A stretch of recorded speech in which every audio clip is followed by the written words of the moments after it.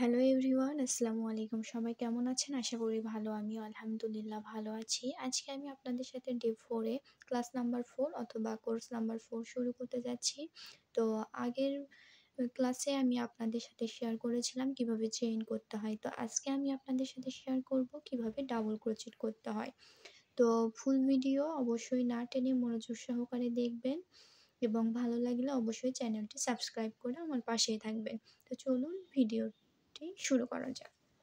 তো ফার্স্টেই আমরা এখানে ৯টা সুতা নিয়েছি এবং এই যে 1.6 হুক নিয়েছি, টিউলিপ জাপানের এই যে 1.6 হুক। হ্যাঁ, মূলত এই হুকটাই আমরা ৯টা সুতার জন্য ব্যবহার করে থাকি। তো ফার্স্টেই আমরা এখানে একটা স্লিপ নট করে নিব। তো কিভাবে স্লিপ নট করতে হয় এটার ফুল ভিডিও আমি দিয়েছি, আপনারা অবশ্যই দেখে নেবেন।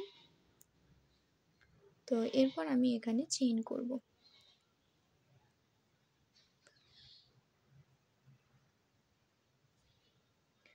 চেইনের ভিডিও কিন্তু আমি দিয়েছি, কিভাবে চেইন করতে হয়, কিভাবে স্লিপ নট করতে হয়। এছাড়া আমি সুতার সাথেও আপনাদের পরিচয় করে দিয়েছি। তো ক্লাসগুলো অবশ্যই আপনারা আমার চ্যানেল থেকে দেখে এসে তারপর এই ক্লাসটি দেখবেন, তাহলে আপনারা বুঝতে পারবেন।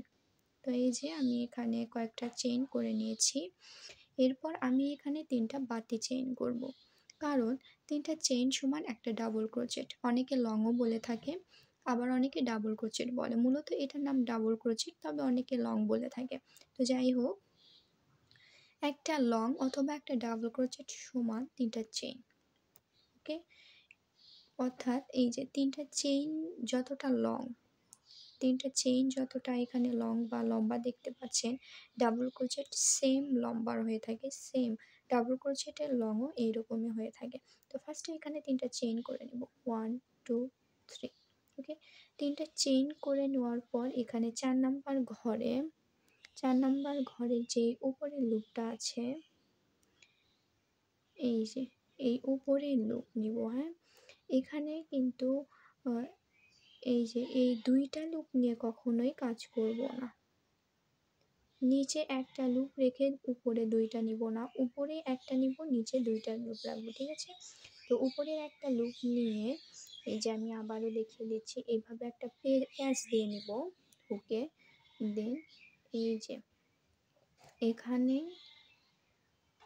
এই যে এইভাবে হুকের মাথায় সুতা নিয়ে আসবো। এখানে 3টা লুপ ক্রিয়েট হবে, 2টা লুপ বের করে দিব, দেন আবারও 2টা লুপ বের করে দিব। এই যে একটা ডাবল ক্রোচেট অলরেডি হয়ে গেছে।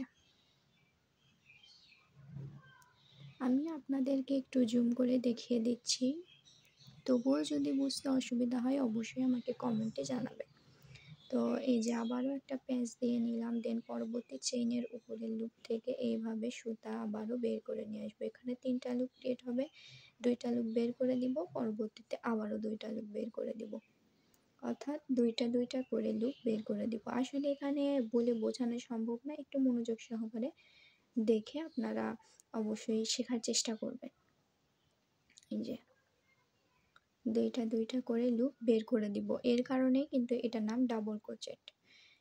ওকে, 2টা লুপ বের করে দেওয়ার কারণে এটাকে ডাবল ক্রোচেট বলা হয়। এখানে আবারও দেখুন প্যাঁচ দিয়ে নিলাম, পরবর্তী চেইনের এই যে উপরের লুপ থেকে এই যে সুতা কিন্তু এই যে আবারও এইভাবে প্যাঁচ দিয়ে নিয়ে দেন এই যে 2টা লুপ বের করে দিলাম, আবারও 2টা লুপ বের করে দিলাম।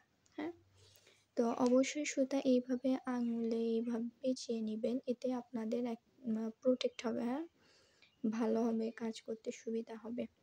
তো আবারও এইভাবে